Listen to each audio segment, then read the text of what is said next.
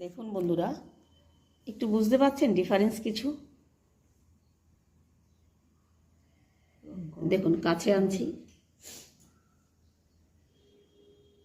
একদম ন্যাচারাল সজীব মনে হচ্ছে না? আর কালারটাও বুঝুন, সবুজ অবশ্যই।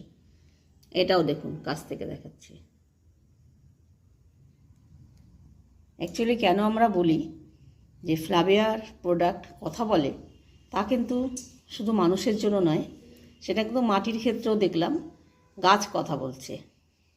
ন্যাচারাল শুধু না, একদম ফলন্ত।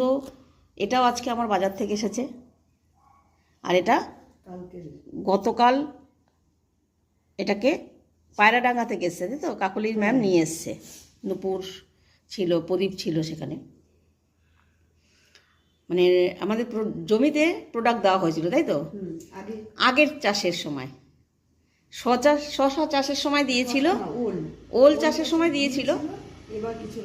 তারপরে এই ধনে যখন লাগায় তখন আর কিছু দিতে হয়নি।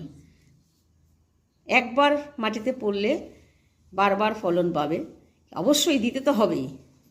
থ্যাংক ইউ জানাবো ফ্লাভিয়া আয়ুর্বেদার ম্যানেজমেন্টকে, এত সুন্দর আমাদের বায়ো অর্গানিক, আর আমরা তো রয়েছি। থ্যাংক ইউ জানাবো আমার টিম মেম্বারদের।